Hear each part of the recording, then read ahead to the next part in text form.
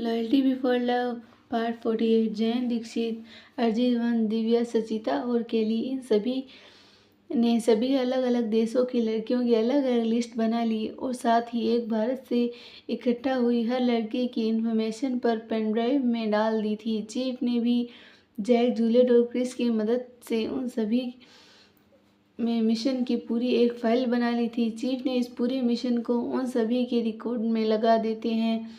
हर mission के बाद mission की पूरी इन्फॉर्मेशन और मिशन के ऊपर इकट्ठा किए गए कुछ सबूतों को मिलाकर एक फाइल बना दी जाती थी, जो कि उस मिशन पर जाने वाले हर एक एजेंट की प्रोफाइल में ऐड की जाती थी, जिससे रो एजेंट के इतिहास में उस एजेंट की पूरी प्रोफाइल ऑन रिकॉर्ड रहती है। वह सभी काम कर रहे थे, तभी ईशानी अपनी जगह से खड़ी और बोली, पार्थ। चीफ। पार्थ ने ईशानी की तरफ देखा और बोला, क्या हुआ तुम्हें? कहीं दर्द हो रहा है क्या तुम्हें? अपनी मेडिसिन नहीं ली क्या? ईशानी मुस्कुराते हुए बोले, ऐसा कुछ नहीं है, कोई बात नहीं है। मैं तो यह कह रही थी कि मुझे वापस घर जाना है। मैं यहाँ पर क्या करूँ? मैं घर जाकर प्रतीक, प्रार्थना के साथ में बातें कर लूँगी और उनके बच्चों के साथ साथ खेलूँ। उससे कम मैं अपना टाइम तो पास कर पाऊँगी। पार्थ। चीफ। ओ अच्छा, तो ये बात है। तुम अकेले जाकर क्या करोगी? इस सभी को काम ऑलमोस्ट खत्म हो चुका है। ये सभी तुम्हारे साथ चले जाएंगे और आराम भी कर लेंगे। वह सीधा फ्लाइट से उतरकर यहीं आए हैं। जूलियट। चीफ, कुछ काम है तो बताइए, हम सब पूरा काम खत्म करने के बाद ही जाएंगे। चीफ, नहीं, बस बाकी कुछ काम नहीं है। बस ईशानी के साथ घर जाओ और जाकर आराम करो। क्रिस, आप नहीं आ रहे?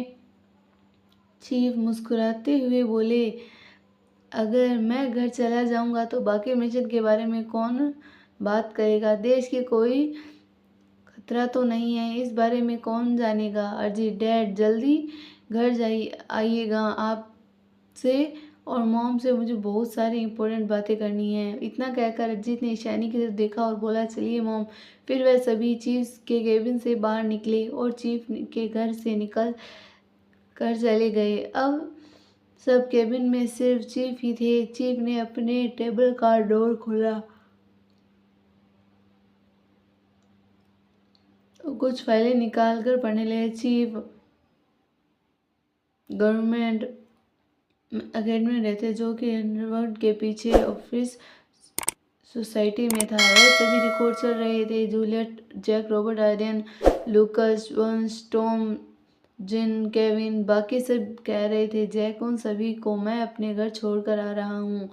वह सब हेडक्वार्टर पहले घर आ गए थे। उन सभी को वह छोड़कर वहाँ से बाद में लोग हेडक्वार्टर आ गए थे। जूलियट, ओ अच्छा, ठीक है। और खाना? फिर तो वह सभी ऑर्डर कर देते हैं। जूलियट, अच्छा ठीक है। कुछ मिनट चलने के बाद वह सब चीफ के घर के सामने पहुंचे। ईशानी ने डोरबेल बजाई। कुछ देर बाद प्रार्थना ने दरवाज़ा खोला। वह सब अंदर गए और अंदर हॉल में बैठ गए। फिर प्रार्थना ने उन सभी के लिए पानी लाई और उन सभी को पानी पिलाया।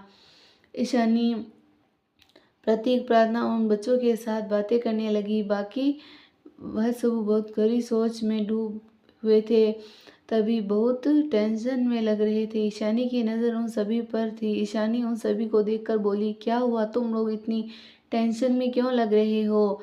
जाकर आराम करो। इतने में और प्रार्थना खाना बना लेते हैं, यहाँ हम लोग बाहर से ऑर्डर कर देते हैं। तुम थक गए हो? प्रार्थना ने प्रतीक की तरफ देखते हुए कहा, मैं सभी के लिए चाय बना देती हूँ। इतना कहकर प्रार्थना किचन में चली जाती है। जूलियट, फिलहाल भूख नहीं है। दीक्षित, मुझे लगता है कि एक बार हम लोगों को डिस्कस कर लेनी चाहिए। सचिता ने दीक्षित की तरफ देखते हुए कहा, क्या हम बस एक ही चीज़ सोच रहे हैं? जैक, मुझे ऐसा लगता है कि क्यों ना हम लोग डिस्कस कर लें। जूलियट, चलो, माना कि वह सब लड़कियां वापस आ जाएंगी, लेकिन क्या उन्हें उनके परिवार, हमारा समाज अपना पाएगा? हमारे समाज की सबसे बड़ी दिक्कत यही है, लड़की गलत हो या ना हो, लेकिन वह सज़ा से गलत ठहरा ही देता है। जैक, बिल्कुल सही कहा तुमने। क्या सच में हमारा समाज उन लड़कियों को यहाँ आने के बाद जीने देगा? ये समाज उन लड़कियों को कहीं नहीं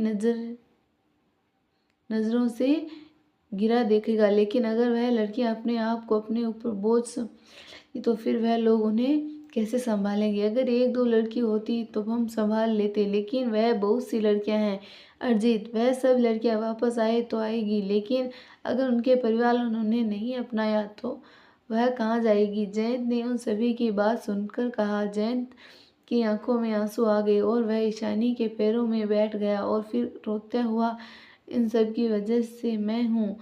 मेरी वजह से इतनी लड़कियों की ज़िंदगी बर्बाद हो जाएगी। वह लड़कियां आ तो जाएंगी, लेकिन अगर सच में उनके परिवार वालों ने उन्हें नहीं अपनाया तो फिर वह लड़कियां कहाँ जाएगी, क्या खाएगी? मेरी वजह से, बस मेरी वजह से उन लड़कियों की ज़िंदगी बर्बाद हो जाएगी।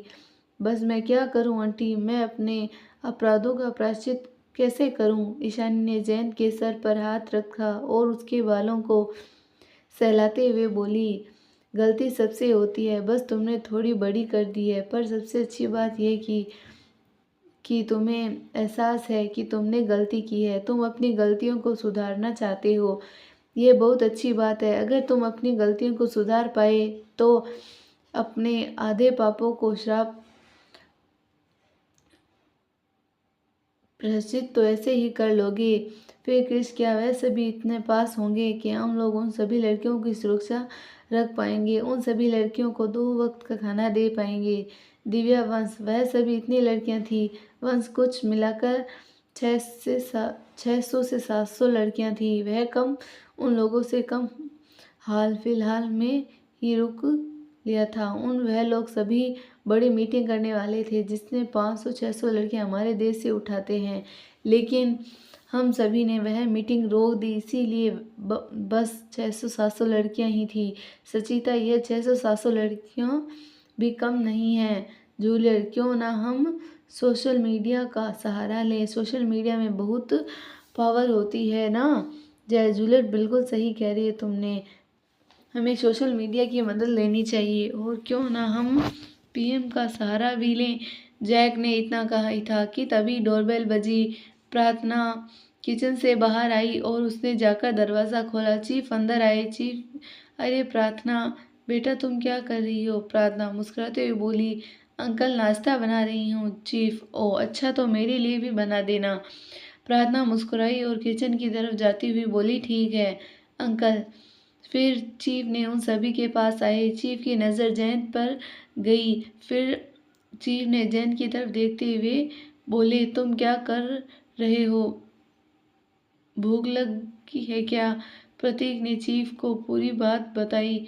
चीफ सी सीरियस होते हुए बोले, समस्या तो बहुत गंभीर है, मैंने तो इसके बारे में सोचा ही नहीं। फिर चीफ ने उन सभी की तरफ देखते हुए कहा, अगर तुम्हारे पास कोई प्लान है तो बताओ, वरना फिर मैं कोई प्लान बनाता हूँ।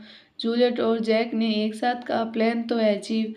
चीफ, तो फिर बताओ प्लान। जूलियट, चीफ, उन लड़कियों को एड्रेस रिवील करने के बाद हम लोग पीएम से एक अनाउंसमेंट करवाएंगे जिसमें कि हम लोग पैसे डोनेट करवाने के लिए कहेंगे। इतना कहकर हमें यकीन है कि लोग पैसे ज़रूर डोनेट करेंगे, और हम लोगों भी सेविंग है, और फिर कुछ सरकार भी तो उठा ही लेती तो पैसों का इंतज़ाम हो जाएगा, और फिर हम उन पैसों से एक अलग से एनजीओ बनाएंगे, और एनजीओ बनाने के बाद हम बहुत से स्टोर से जुड़ जाएंगे। जैक, हाँ, फिर हम उन सभी लड़कियों को बहुत से काम भी सिखाएंगे, जैसे कि सिलाई, बुनाई, कढ़ाई और बहुत सी चीज़ें जिसमें वह लड़कियां अपने आप को बोझ नहीं समझेगी। यह तो आइडिया बहुत ज़्यादा अच्छा है और काम भी करेगा। फिर जयंत ने अपने आंसू पूछते हुए कहा,